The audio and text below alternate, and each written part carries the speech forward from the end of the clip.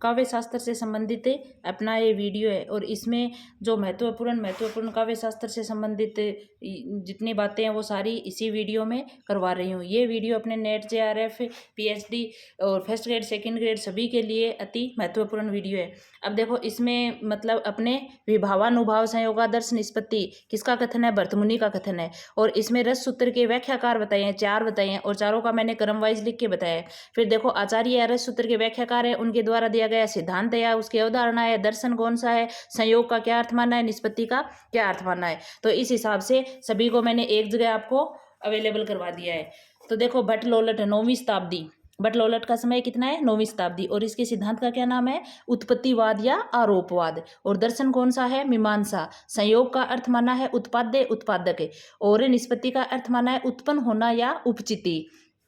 और देखो भट्ट लोलट ने तद्रूपतानुसंधान के बारे में भी बताया है। तो किस तद्रूपतानुसंधान से किसका संबंध है, भट्ट लोलट का संबंध है। दूसरे विद्वान है शंकुक, शंकुक का समय है 9वीं शताब्दी और इसके सिद्धांत का क्या नाम है, अनुमितिवाद। और दर्शन कौन सा है, न्याय दर्शन। संयोग का क्या अर्थ माना है, अनुमापे और अनुमापक।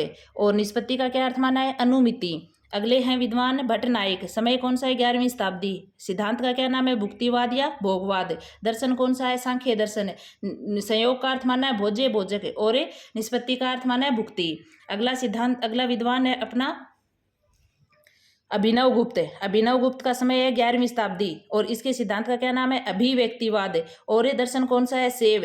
और ये संयोग का क्या अर्थ है, व्यंग्य व्यंजक। और निष्पत्ति का क्या अर्थ है, अभिव्यक्ति। अब देखो आपको मतलब ये याद तो हो जाएंगे लेकिन थोड़े थोड़े ऐसे, अभी देखो इसमें अभी नाम आ रहा है, इसमें अभी नाम आ रहा है, तो दोनों को मिला लेना, ये इसी का सिद्धांत है। और इसमें देखो ऊ की मात्रा आ रही है, इसमें भी ऊ की आ रही है, बाकी किसी में नहीं आ रही। ऐसे मतलब याद तो अपन को वहां रहता है लेकिन कंफ्यूज होते हैं, तो ऐसे कंफ्यूज नहीं होना है। थोड़े थोड़े मतलब ऐसे मिला के याद कर लेना ताकि ये वहां कंफ्यूज नहीं हो, अच्छे से याद रह जाएं। अगला देखो फिर मतलब आपके जितने भी ये क्रम वाइज लगाने, नेट JRF में आता है ऐसे क्वेश्चन की इनको क्रम वाइज लगाइए, या फिर इसका जन्म कब हुआ, तो ऐसे आपको मैंने पूरे क्रम वाइज लगा के ही बताए हैं। प्लेटो का समय है 427 ईसा पूर्व से 347 ईसा पूर्व है। अरस्तु का है 384 ईसा पूर्व है। लॉन्जाइनस का है प्रथम शताब्दी या तृतीय शताब्दी, दोनों आ सकती है। ड्राइडन का है 1631 से। वर्ड्सवर्थ का है 1770 और वर्ड्सवर्थ कहाँ के निवासी थे, इंग्लैंड के। अगला है कोलरिज, कोलरिज का है 1772 और Matthew Arnold 1772। Karl Marx 1818, Friedrich Engels 1820, Oscar Wilde 1856, Croce 1866, Lenin 1870, Eliot America निवासी 1888 और जॉन क्रो का भी 1888। देखो सेम है इन दोनों का। और रिचर्ड्स 1893, माओ से तुंग 1893, रोला बार थे 1915। अब देखो क्वेश्चन कैसे भी बना ले, अब ऐसे क्वेश्चन बना ले 20वीं शताब्दी के आचार्य नहीं है तो कौन नहीं है, कोलरिज नहीं है, ऐसे कौन सी शताब्दी का बना के पूछ सकता है। और ऐसे मतलब मार्क्सवादी कौन कौन है, इसमें मार्क्सवाद से संबंध किन किन का रहा है उसको क्रमवाइज लगाइए। तो कार्ल मार्क्स का मार्क्सवाद से रहा है, फ्रेडरिक एंगेल्स का रहा है, और लेनिन का रहा है, और माओ से तुंग का रहा है। तो ऐसे इनको क्रमवाइज लगाया हुआ है। अब देखो ऐसे भी क्वेश्चन आ सकता है कि निम्न में से कौन मार्क्सवादी आचार्य नहीं है, तो कौन नहीं है, ऐसे एक दूसरा दे देगा, ये दे देंगे। तो आपको इनको 4 को तो अच्छे से याद करना है, जॉर्ज लुकाच, कोडवेल, रोल्फ हाक्स और बेंजामिन, चारों के चारों याद रखने हैं। अब देखो एक वेरी इंपॉर्टेंट बात है जो मैंने आपको यहीं पे बता दी है। हिंदी के प्रथम मार्क्सवादी आलोचक कौन है, शिवदान सिंह चौहान है। ये इंपॉर्टेंट क्वेश्चन हो जाता है क्योंकि इसको यहीं पर याद कर लेना है। अब देखो अपने जितने भी सिद्धांत है और मतलब उसके प्रवर्तक कौन है वो सारे एक ही जगह दे दिए हैं, तो इसको अच्छे से याद करना है। देखो क्रोचे इटली के निवासी हैं, इसके सिद्धांत का क्या नाम है, अभिव्यंजनावाद। वाल्टेर के सिद्धांत का क्या नाम है, इतिहास दर्शन। लॉन्जाइनस के सिद्धांत का क्या नाम है, उदात्तवाद। रिचर्ड्स के सिद्धांत का संप्रेषण एवं मूल्य का सिद्धांत है। ये नेट के सिलेबस में लगा हुआ है, क्योंकि सिलेबस वाला वीडियो जाके देख लेना, वहां मैंने बहुत सारे क्वेश्चन करवाए हुए हैं साथ में। और CDW ब्रे बिंबवाद। इलियट का है निर्व्यक्तिकता या अभिव्यंजनावाद। लुकाच, मादाम बावेरी, जॉन लॉक का यथार्थवाद। और यथार्थवाद का समय याद रखना है आपको 16वीं 17वीं शताब्दी, क्योंकि समय मैंने उन्हीं का लिखा है जो वेरी इंपॉर्टेंट है। सस्यूर का है संरचनावाद। देरिदा, लुई अल्थ्यूसर इनका है उत्तर संरचनावाद या विखंडनवाद है। और उत्तर संरचनावाद का समय तो देखो 20वीं शताब्दी का मध्य है, और उत्तर आधुनिकतावाद का 20वीं शताब्दी का उत्तरार्ध है। तो क्रम वाइज लगाओगे तब कंफ्यूज नहीं होता, क्योंकि ये मध्य में था, ये उत्तरार्ध में था। और विखंडनवाद का 1967 में। देरिदा कौन से देश के निवासी थे? अल्जीरिया के। अगला देखो लोतार रोलाबार्थ है, डेनियल बेल है, फ्रेडरिक जेम्सन है, जा फ्रोकोइस है। इनका मतलब सिद्धांत का क्या नाम है? उत्तर आधुनिकतावाद है, और इसको बोलते हैं पोस्ट मॉडर्निज्म।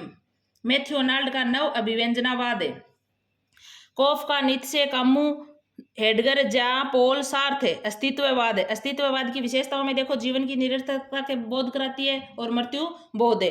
रॉबर्ट बर्न्स स्वच्छंदतावाद है। प्रतिष्ठापक है बुएलो, किसके कौन से सिद्धांत के प्रतिष्ठापक है? बुएलो। जादुई यथार्थवाद, जादुई यथार्थ का दूसरा नाम मैजिक रियलिज्म, और इसके एक विद्वान का नाम और याद रखना है, फ्रेंज रो है। एगेल्स का है मार्क्सवाद, साम्यवाद एक भौतिकवादी पाश्चात्य दर्शन है ये। अगले अपने हैं, अब देखो इनके मतलब जितने भी विद्वान हैं जिसके बारे में महत्वपूर्ण बातें हैं, इसकी किताबें ये आपको अच्छे से याद रखनी है। अब देखो प्लेटो के सिद्धांत का आदर्शवाद और प्रत्ययवाद है, जबकि अरस्तु के सिद्धांत है यथार्थवाद अनुकरणवाद है। देखो ऐसे 4 लाइनें दे देगा मिलान में, एक में दे देगा प्लेटो और अरस्तु का सिद्धांत भिन्न है, तो भिन्न है ये सही हो जाएगा। एक में दे देगा प्लेटो और अरस्तु का सिद्धांत में कोई समानता नहीं है, या फिर दोनों समान ही है, दोनों का सिद्धांत समान ही है, तो आपको ऐसे याद करना है। अब ज़्यादा लाइनें तो हैं, 5-5 7-7 ही लाइनें हैं, ये याद रखनी है आपको, इससे आप आराम से क्वेश्चन कर लोगे। अब देखो इसकी 4 किताबें हैं। रिपब्लिक 380 ईसा पूर्व में, इसका समय याद रखना है भाई। रिपब्लिक का प्लेटो की है 380 ईसा पूर्व है। यान है, फ्रेद्रुस है। अब देखो इन तीनों में क्या है? आलोचनात्मक सामग्री हेतु उपादेय ग्रंथ हैं ये। कौन कौन से? तीनों के तीनों ही। अब देखो ऐसे क्वेश्चन आ जाएगा कि आलोचनात्मक सामग्री उपादेय हेतु ग्रंथ है, कौन सा नहीं है? तो कौन सा नहीं है? फिलेबुस नहीं है। ग्रंथ तो प्लेटो का ही है, लेकिन आलोचनात्मक सामग्री से संबंधित नहीं है। अब देखो प्लेटो के महत्वपूर्ण स्टेटमेंट है, काव्य सर्जन एक प्रकार की ईश्वरीय उन्माद का परिणाम है। प्लेटो क्या मानते हैं कि काव्य का सर्जन होता है ना, वो ईश्वरीय उन्माद से होता है या ईश्वर की कृपा से होता है। प्लेटो के भावातिरेक को अनिष्ट कारक माना है। प्लेटो ने तो किसको माना है? भावातिरेक यानी भावों की अधिकता को माना है, जबकि अरस्तु ने भावों के दमन को माना है। तो दोनों के याद रखना है। ये साहित्यकार के निष्कासन पर बल देते हैं। कौन है? प्लेटो। जबकि अरस्तु भावों के दमन मतलब भावों का दमन होना काव्य में बड़ा घातक मानते हैं। अरस्तु का देखो यथार्थवाद का सिद्धांत है, अनुकरण का सिद्धांत है, विरेचन का सिद्धांत है। विरेचन के सिद्धांत की व्याख्या में क्या कहा है? धर्मपरक की बात है, कलापरक है, यानी विरेचन के सिद्धांत धर्मपरक होता है, कलापरक है। अब देखो अरस्तु ने भावादमन को अनिष्ट कारक माना है, भावादमन को अनिष्ट कारक माना है, यहाँ भावा अतिरेक को अनिष्ट कारक माना है। साहित्य में भावों का दमन बड़ा घातक होता है, ये देखो बोल रहे हैं ना अरस्तु कि भावों का दमन करना बड़ा घातक होता है। अब इसकी किताब है 2, इनके नाम याद रखने। पोएटिक्स कितने अध्याय में? 26 अध्याय में। कितने मतलब अध्याय भी पूछ सकते हैं कि पोएटिक्स के कितने, किताब तो याद है लेकिन अध्याय का पता नहीं है तो क्वेश्चन गलत हो जाएगा अपना। तो 26 अध्याय हैं पेरीपोएटिक्स से। अब देखो ब्रूचर नाम के विद्वान है जिन्होंने इसे अरस्तु के अनुकरण सिद्धांत के संबंध में कुछ बात बोली है, जिसको लिखा है। देखो इसको ब्रूचर ने अरस्तु के अनुकरण सिद्धांत की व्याख्या करते हुए लिखा है, यह सादृश्य विधान अथवा मूल का अनुरुत्पादक या सांकेतिक उल्लेख नहीं है। अगला है होरेस विद्वान की 2 ही बुक्स हैं, वेरी इंपॉर्टेंट है ये, the arts of poetry, arts poetica. अगला है मैथ्यूनाल्ड की 4 किताबें हैं और 2 का टाइम याद रखना है, 4 के नाम याद रखने। Study of poetry, culture and anarchy 1869 में, लिटरेचर एंड ड्रामा 1873 में, essays on church and state, ये इनकी 4 किताबों के नाम याद रखने हैं। अगला है अपना कोलरिज वेरी इंपॉर्टेंट है। क्यों? क्योंकि कोलरिज की किताबों के समय भी पूछा हुआ है, मिलान वाले में भी पूछा जाता है, और इसके बारे में पूरा मतलब इनके स्टेटमेंट भी पूछे जाते हैं। तो देखो कोलरिज इंग्लैंड निवासी है। कोलरिज कैसे विद्वान थे? प्रत्ययवादी विद्वान थे, और इनकी काव्य संबंधी धारणा थी जैववादी। इनके सिद्धांत का नाम है रम्य कल्पना का सिद्धांत है, और इनकी किताब का नाम है लिटरेरिया बायोग्राफी 1817 में। अब देखो कल्पना के सिद्धांत कौन सी बुक में है? अब किताबें तो याद है लेकिन इसका याद नहीं किया तो इसके कल्पना के सिद्धांत कौन सी किताब में है? लिटरेरिया बायोग्राफी में। फिर है द फ्रेंड 1817 में, देखो 2 किताबें लिखी थी 1817 में ही। फिर है lectures on Shakespeare and to रिप्लेसन 1825 में, चर्च एंड स्टेट 1830 में, कन्वेंशन ऑफ इन इंक्वायरिंग स्पिटिंग 1840 में। अब कोलरिज और वर्ड्सवर्थ दोनों मित्र थे, और दोनों मित्र थे तो दोनों ने साथ मिलकर एक किताब लिखी थी जिसका क्या नाम है, लिरिकल बैलेड्स, और समय कब है, 1798 में। अब देखो इनके महत्वपूर्ण स्टेटमेंट है। कल्पना सर्वोत्तम शब्दों का सर्वोत्तम कर्म विधान है। कल्पना क्या है, सर्वोत्तम शब्द होते हैं ना, उनका सर्वोत्तम कर्म का विधान है। दूसरा है, कल्पना की मूल प्रकृति केवल अनुकृति परक है। कल्पना की जो मूल प्रकृति है वो कैसी है, अनुकृति परक है।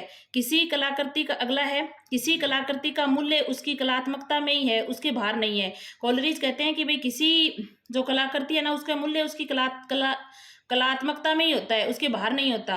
फिर अगली बात कहते हैं कोलरिज, रम्य कल्पना केवल स्मृति पर निर्भर है, जबकि कल्पना प्रेरणा और अवधारणा आदि अनेक स्रोतों में सामग्री संचय करती है। फिर अगला है, कल्पना कार्यत्री प्रतिभा है, यही कवि का सृजन करती है। कल्पना कैसी प्रतिभा है, कार्यत्री है, और कवि का सृजनात्मकता है। गौण कल्पना वस्तु और रूप में संगति स्थापित करती है। गौण कल्पना क्या करती है, वस्तु में और रूप में संगति स्थापित करती है। कल्पना के कोलरिज ने दो भेद माने हैं, एक तो है मुख्य कल्पना, एक है गौण कल्पना। अब देखो मुख्य कल्पना का संबंध जन सामान्य के मस्तिष्क से होता है, जबकि गौण कल्पना का संबंध किससे होता है, दार्शनिक या कलाकार से होता है। अब देखो मुख्य कल्पना अचेतन अनैच्छिक होती है। मुख्य कल्पना कैसी होती है, अचेतन और अनैच्छिक, जबकि गौण कल्पना चेतन और ऐच्छिक होती है। अब देखो इसमें क्या होता है, मुख्य कल्पना में केवल निर्माण या संगठना होती है, जबकि गौण कल्पना में विघटन विन्यास निर्माण करती है। तो ये सभी बातें मैंने आपको एक जगह बता दी है, इसको अच्छे से याद कर लेना भाई। आगे देखो, फिर 3-4 बार वीडियो देखोगे ना तो आपको वीडियो देखने से याद हो जाएगी। अगले देखो, टी.एस. इलियट है, संवेदनशीलता या अशास्त्रीय की अवधारणा दी। टी.एस. इलियट ने कौन सी अवधारणा दी थी, संवेदनशीलता की या अशास्त्रीय की। इनके सिद्धांत का क्या नाम है, परंपरा का सिद्धांत है।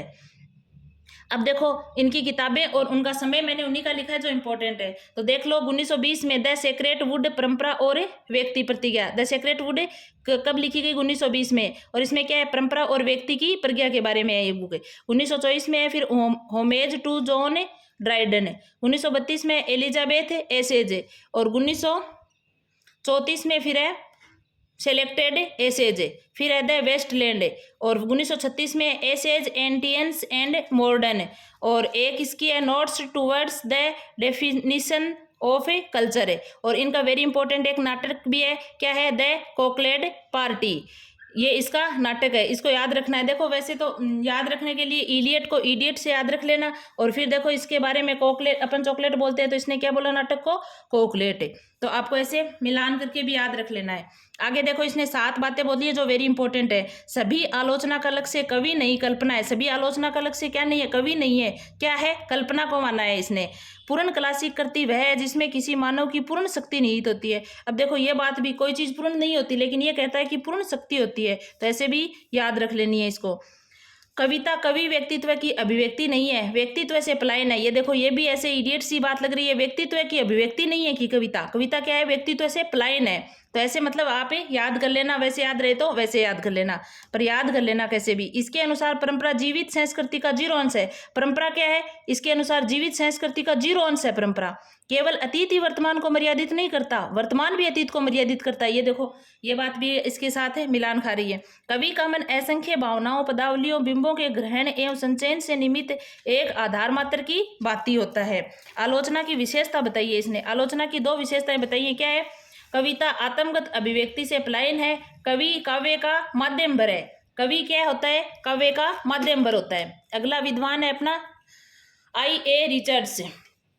I.A. रिचर्ड्स के सिद्धांत का क्या नाम है, मूल्य का सिद्धांत या संप्रेषण का सिद्धांत, याद रखना है आपको। अब देखो इनकी किताबें हैं ये, और ये समय 1922 में है पहले द फाउंडेशन ऑफ एस्थेटिक्स, 1924 में the principle of literary criticism, 1926 में है विज्ञान और कविता, इसका नाम दूसरा साइंस एंड पोएट्री भी बोलते हैं। 1929 में है प्रैक्टिकल क्रिटिसिज्म, और 1936 में है दी फिलोसफी ऑफ रेटारिक, और फिर अगली है बियॉन्ड।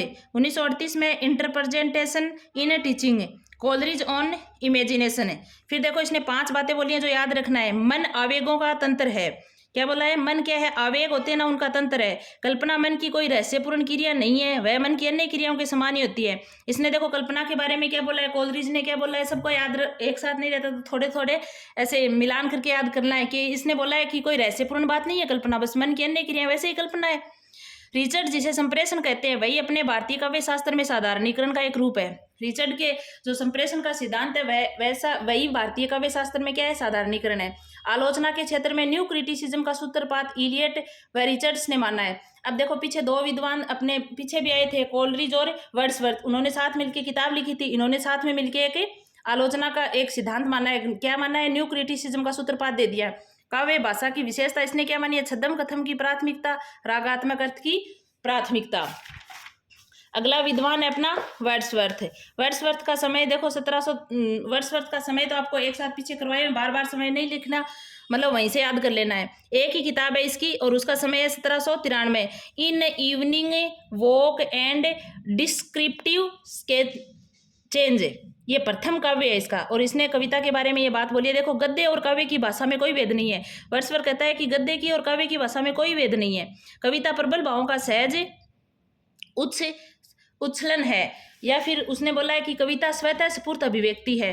काव्य संबंधी मान्यताएं, काव्य में ग्रामीणों की दैनिक बोलचाल की भाषा का प्रयोग होना चाहिए। दूसरा बोला है गद्य और काव्य की भाषा में कोई तात्विक भेद नहीं है।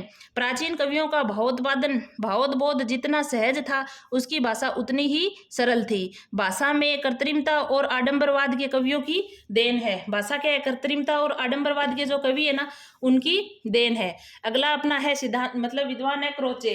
क्रोचे का प्रवर्तन किस सिद्धांत का किया था, अभिव्यंजनावाद का, और सारा लिया सहजानुभूति का। इसकी एक ही किताब याद रखनी है, एस्थेटिक, और कब है 1902 में, और इसकी भाषा भी याद रखनी है, भाई इतालवी भाषा में है। अगला देखो 1972 में। अब देखो एक एक किताब है और एक मतलब एक एक ही किताब है। 1972 में Lionel Trilling, mind in the modern world, Cleanth Brooks, understanding poetry, और इनका एक स्टेटमेंट भी है, कविता की भाषा विरोधाभास की ही भाषा होती है। डॉक्टर जॉनसन का रेम्बलर, बिस्मार्ट का WK का literary criticism a short history, Frank लेमन लिविस इनका नाम है the great tradition, William Hazlitt the table talk, Longinus Peri Hypsous, Longinus की किताबें याद रखनी है, फर्स्ट ग्रेड में लॉन्जाइनस का सिद्धांत पूरा दिया हुआ है। कॉडवेल, विभ्रम और यथार्थवाद, इल्यूजस एंड रियलिटी, सार्थ की द्वंद्ववादी तर्क की समीक्षा यानी क्रिटिक ऑफ डायलेक्टिक रीजन 1960 में है। जोक देरिदा की है राइटिंग एंड डिफरेंस 1978 में, और दूसरी किताब का नाम है ऑफ ग्रामेटोलॉजी, और इसका समय देखो 1930 से 2004 तक है। जॉन क्रो रेशम, इनकी एक किताब है द न्यू क्रिटिसिज्म, और है कभी है 1941 में। अब देखो, अब मैंने ये महत्वपूर्ण सिद्धांत है उसके बारे में विशेषताएं भी उसकी बताती है जो इम्पोर्टेंट है वो। उत्तर आधुनिकतावाद, उत्पत्ति कहाँ हुई थी इसकी, तीसरी दुनिया के गरीब देश से निकारागुआ से हुई थी। अब देखो इसकी विशेषताएं हैं। उत्तर आधुनिकतावाद में क्या है, सांस्थानिक शिथिल तथा सर्वसत्तावाद के स्थान पर बहुलता को प्रोत्साहन है। साहित्य में विरंचनावाद, विखंडनवाद की प्रतिष्ठा है। हाशिए के लोगों के अधिकारों का समर्थन है, और इनके 3 तत्व है। देखो इनके भी 3 तत्व है, और बिंब के भी 3 तत्व हैं, तो ये 3 इनके दे देगा, 1 इनके दे देगा, कौन सा नहीं है कौन सा है, तो ऐसे मैंने दोनों को साथ ही लिख दिया है। तो इनके तत्व है विकेंद्रीकरण, विखंडन, स्थानीयता। बिंब यानी इमेज, इसका अर्थ होता है मूर्त रूप प्रदान करना। अब देखो एजरा पाउंड ह्यूम्स बिंबवाद के प्रवर्तक है। अनिवार्य तत्व है इनके कल्पना है, इंद्रियता है और भाव है, जो कल्पना द्वारा इंद्रिय अनुभवों के आधार पर निर्मित होता है। दूसरा है बिंब पदार्थ नहीं है, उसकी प्रतिकृति या प्रतिछवि होती है, खुद पदार्थ नहीं होता, उसकी प्रतिकृति होती है या फिर उसकी प्रतिछवि होती है, सृष्टि नहीं पुनर्सृष्टि है। और एक देखो स्टेटमेंट है डॉक्टर रामविलास शर्मा का, वेरी इंपॉर्टेंट है, तो मैंने इसको यहाँ लिख दिया है। देखिए मार्क्सवाद सिखाता है कि हर चीज़ पर डाउट करो। मार्क्सवाद क्या सिखाता है, हर चीज़ पर डाउट करो। ये किसने बोला है, डॉक्टर रामविलास शर्मा ने, और सही भी बात बोली है, क्योंकि आपको हर चीज़ पर डाउट करना चाहिए। आप तो विद्यार्थी हो, जो मैं पढ़ा रही हूँ वो और पीछे आए हुए पेपर है, वहाँ मिलान करके देखना आपकी कितने क्वेश्चन हैं कितने नहीं है, आप खुद मिलान करके देखना और खुद ही फिर विश्वास करना कि भाई हाँ यहाँ से क्वेश्चन है कि नहीं है। काव्य में बिंब का कार्य, काव्य में बिंब के 3 कार्य देखो, काव्यार्थ को पूर्णतः स्पष्ट करना, जो काव्यार्थ है ना उसको पूर्णतः स्पष्ट करना, भावों को संप्रेषित एवं उत्तेजित करना, वस्तु या घटना को प्रत्यक्ष करना, ये 3 इसके कार्य हैं। फिर देखो आगे आपके महत्वपूर्ण तथ्य, वेरी इंपॉर्टेंट है first grade second grade net JRF सब में, क्योंकि देखो इसमें अपन कंफ्यूज होते हैं, तो इंपॉर्टेंट है वही मैंने यहाँ लिखे हैं। देखो काव्य शोभाकरण धर्मान अलंकार प्रचक्ष से, किसका है? दंडी का। दंडी ने रसों की संख्या 8 मानी है और इसने कहा है कि अलंकारों की काव्य का शोभाकारक धर्म माना गया है। काव्य शब्दों एम गुणा अलंकार किसका है? वामन का। ये पूरा याद नहीं रखना, आपको ये याद रखना एम गुणा अलंकार है, यानी ज़्यादा याद नहीं रहते तो एक एक दो नाम को कोड वर्ड बना के याद कर लेना इसको। इष्टाभिधेय वक्रोक्ति रिष्टम वाचाम लंकृति भाम्य का है। काव्यम तु जायते जातु कस्यचिद प्रतिभाव भावते भाम्य का। वक्रोक्तिश्च रसोक्तिश्च स्वभावोक्तिश्च और किसका है? भोजराज का। काव्य दोषों की परिभाषा सबसे पहले किसने दी थी? वामन ने दी थी, क्योंकि पूछ ले काव्य दोषों की सबसे पहले परिभाषा किसने दी थी? वामन ने दी थी। जैसे साधारणीकरण की अवधारणा तो देखो भट्टनायक जी ने दी थी, लेकिन साधारणीकरण की व्याख्या किसने की थी? क्वेश्चन आ जाए तो नगेंद्र ने की थी वो। एवं कर्म हेतु अभिधाय रस विषय लक्षणा सूत्र वहाँ है, अभिनव गुप्त का है। देखो अभिनव गुप्त का सिद्धांत अभिव्यक्ति पाठ था ना, तो अभी आ रहा है ना, देखो यहाँ वहां भी मिलाया था अपन ने, यहाँ भी मिलाया था, ऐसे एक से मिलान कर लोगे तो आ जाएगा। शब्दार्थो अयम वत्सम हम भावे विद्याम साहित्य विद्याम राजशेखर का है। भक्ति को रस रूप में प्रतिष्ठित करने वाले आचार्य रूप गोस्वामी है और वाक्यम रसात्मकम काव्यम आचार्य कौन है? विश्वनाथ है। अगला है साधारणीकरण के बारे में। देखो 4 स्टेटमेंट एक जगह दे दिए, एक एक नाम से ही याद रह जाएगा, चाहे कितने भी लैंग्वेज में वो घुमा के पूछे उसको। शुक्ल ने साधारणीकरण को आलम्बनत्व धर्म का होता है ऐसे माना है, मतलब शुक्ल के अनुसार किसका होता है साधारणीकरण? आलम्बनत्व धर्म का होता है। नगेंद्र के अनुसार किसका होता है साधारणीकरण? कवि की भावना का होता है। केशव प्रसाद मिश्र के अनुसार साधारणीकरण क्या होता है? सहृदय की चेतना का होता है। और श्याम सुंदर दास के अनुसार किसका होता है? भावक या पाठक का होता है। तो साधारणीकरण के ये नाम याद रख लेना है कौन सा किसका है। आगे देखो फिर मतलब जितने आचार्य, देखो अब की बार नेट में भी क्वेश्चन आया था कि क्रम वाइज लगाओ, और एक आया था कि जयदेव की शताब्दी कौन सी है, तो इसमें आपको सभी मतलब एक ही जगह बता दिए मैंने, क्रम वाइज लगा के बताए हैं सबके जितने, और ये बस इन 2 पेज में है, इतने ही इंपॉर्टेंट है। ये याद कर लोगे तो आपका क्वेश्चन है कहीं कभी गलत नहीं होगा, और सब में आता है first grade second grade net JRF, इसमें सबके लिए वेरी इंपॉर्टेंट क्लास है ये। देखो भरतमुनि प्रथम शताब्दी मानते हैं। इसकी पुस्तक का क्या नाम है? कभी पुस्तक पूछ लेते हैं, कभी समय पूछ लेते हैं, कभी इस पुस्तक में महत्वपूर्ण जो बात है वो भी मैंने साथ लिख दी है। तो भरतमुनि प्रथम शताब्दी नाट्य शास्त्र है। नाट्य शास्त्र के 16वें अध्याय में अलंकारों का निरूपण है। अब आ जाए कि नाट्य शास्त्र के कौन से अध्याय में है, तो 16वें अध्याय में है। और काव्य दोष कितने माने? 10 माने। देखो रस दंडी ने कितने माने थे? 8 है, और यहाँ पर काव्य दोष 10 है। तो ऐसे इंपॉर्टेंट बातें है ना वो यहीं लिख दी है मैंने। भाम्य का 6वीं शताब्दी, और इसके पुस्तक का क्या नाम है? काव्य अलंकार है। और कितने परिच्छेदों में? 6 परिच्छेदों में। नेट में आया हुआ क्वेश्चन है, एक में काव्य अलंकार के में 6 परिच्छेद है, काव्य अलंकार में 12 परिच्छेद है। ऐसे पीछे के क्वेश्चन देख लेना भैया, फिर मिलान कर लेना नोट्सों में क्या क्या बातें हैं। भाम्य का एक स्टेटमेंट है, कवि के बाहर को बड़ा बताते हुए कहा है कि ऐसा न कोई शब्द है, न कोई अर्थ है, न न्याय है, न कला जो काव्य का अंग न बन सके। यानी ये स्टेटमेंट किसका है? तो भाम्य का है। अगला अपना आचार्य है दंडी का समय है 7वीं शताब्दी, और इसके मतलब ग्रंथ का क्या नाम है? काव्य आदर्श से, और रसों की संख्या 8 मानी है। ये देखो रसों की संख्या 8 मैंने वापस लिख दिया है क्योंकि कंफ्यूज नहीं हो, दोनों को ध्यान में रख लो।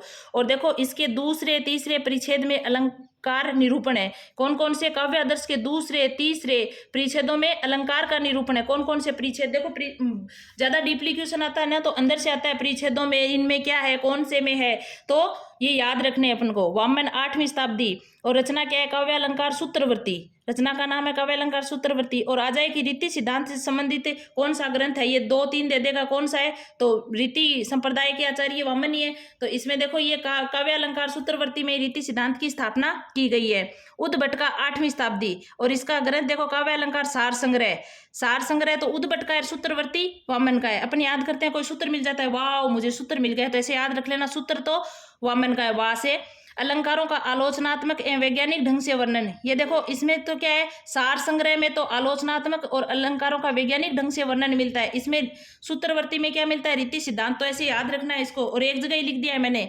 ताकि एक जगह ही आप अच्छे से याद कर बो करो। वीडियो को बार बार सुनते रहना, ताकि याद हो जाएगा अपने आप ही। ये आनंदवर्धन का 9वीं शताब्दी, ध्वन्यालोक इसका ग्रंथ है। कुंतक का 10वीं शताब्दी, धनंजय का 10वीं शताब्दी, और इसके ग्रंथ का नाम है 10 रूपकम है। और सिद्धांत कौन सा है, रस संबंधी सिद्धांत है। अभिनव गुप्त है, अभिनव गुप्त का 10वीं शताब्दी, और इसके सिद्धांत मतलब पुस्तक का क्या नाम है, तंत्रालोक है। अगला है अपना आचार्य राजशेखर। आचार्य राजशेखर की किताब का क्या नाम है, पहले तो समय 10वीं शताब्दी भी मानते हैं, 12वीं शताब्दी भी है। और इसके ग्रंथ का नाम है काव्य मीमांसा। और देखो राजशेखर ने प्रतिभा के 2 भेद माने हैं। कौन कौन से, कार्यत्री प्रतिभा और भावयत्री प्रतिभा। क्योंकि ये काव्य के दोष होते हैं अपने 3, प्रतिभा, उत्पत्ति और अभ्यास है। तो इसमें जो प्रतिभा होती है उसके 2 भेद मानने वाले विद्वान कौन है, राजशेखर है। कौन कौन से मानने हैं, कार्यत्री, भावयत्री। तो क्वेश्चन कैसे भी आए आप अच्छे से कर दोगे उसको। मम्मट का समय देखो 11वीं 12वीं शताब्दी, वेरी इंपॉर्टेंट है मम्मट का, और इसका काव्य प्रकाश ग्रंथ है। हेमचंद्र का 12वीं शताब्दी, काव्यानुशासन है। रूयक का 12वीं शताब्दी, अलंकार सर्वस्व है। जयदेव का ये आ गया। ये देखो अब की बार जयदेव का समय पूछा था कि 13वीं शताब्दी के आचार्य कौन है, तो जयदेव थे। तो ये रहा वो क्वेश्चन है। जयदेव का 13वीं शताब्दी, विश्वनाथ का 14वीं शताब्दी, और इसके ग्रंथ का नाम है साहित्य दर्पण है। और ये ग्रंथ किससे संबंधित है, रस संबंधी ग्रंथ है। तो रस संबंधी जो ग्रंथ है वो रसवादी आचार्य है, अलंकार संबंधी जो ग्रंथ है वो अलंकारवादी आचार्य है। तो ऐसे आपको कंफ्यूज नहीं होना है। और इसने देखो वक्रोक्ति के विरोधी आचार्य है, ऐसे आ जाए कि वक्रोक्ति के विरोधी आचार्य क्यों, क्योंकि अपने नेट में वक्रोक्ति सिद्धांत है, फर्स्ट ग्रेड में वक्रोक्ति सिद्धांत है। तो इसका भी याद रखना है। भानुदत्त है, भानुदत्त का क्या है, 15वीं शताब्दी, और इसके ग्रंथ का नाम है रसमंजरी। रूप गोस्वामी का 15वीं और 16वीं शताब्दी, इसके ग्रंथ का क्या नाम है, उज्ज्वल नीलमणि। याद रखना है, वेरी इंपॉर्टेंट है ये रूप गोस्वामी वाला। तो और अपन बोलते हैं ना, याद ही रख लेना, रूप उज्ज्वल होना चाहिए, बस ऐसे याद रह जाएगा। करणपुर 15वीं शताब्दी, अलंकार कौस्तुम है। और पंडित राज जगन्नाथ 17वीं शताब्दी, रस गंगाधर है। ये भी इंपॉर्टेंट है। अब देखो एक मतलब ऐसे आ जाए 2-3 के मैंने यहाँ पर लिख दिए, बाकी ग्रंथों में लिख दिए, और ऐसे कोई भी आचार्य नहीं बचा है कि कौन सा आचार्य किससे संबंधित है। उद्भट, जयदेव और प्रतिहारेंदु अलंकार संबंधी, अलंकार संप्रदाय के आचार्य है। अब की बार जयदेव का समय पूछा, अब की बार पूछ दे कि जयदेव कौन से संप्रदाय से संबंधित है, रस संप्रदाय से, ध्वनि संप्रदाय से, अलंकार संप्रदाय से।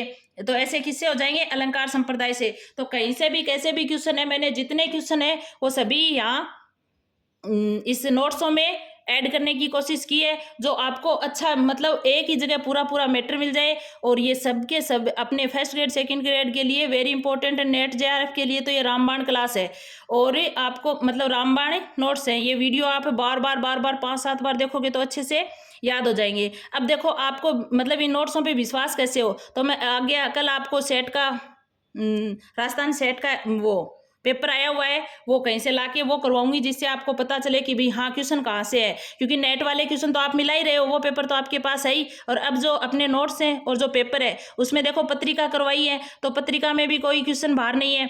और ये करवाए हैं आपको, ये जो आचार्य करवाए इसमें भी बाहर नहीं है। जो अपने पीछे जो उपन्यास करवाए थे वो भी हैं, पात्र करवाए थे वो भी वही हैं। तो देख लो कोई भी क्वेश्चन कहीं इधर उधर नहीं है। तो आपको अच्छे से इनको याद करना है। और ज़्यादा टाइम नहीं मिले तो आप कहीं घूम रहे हो, कुछ कर रहे हो, तो इस वीडियो को सुनते रहना, जिससे आपको अच्छे से याद हो जाएगा।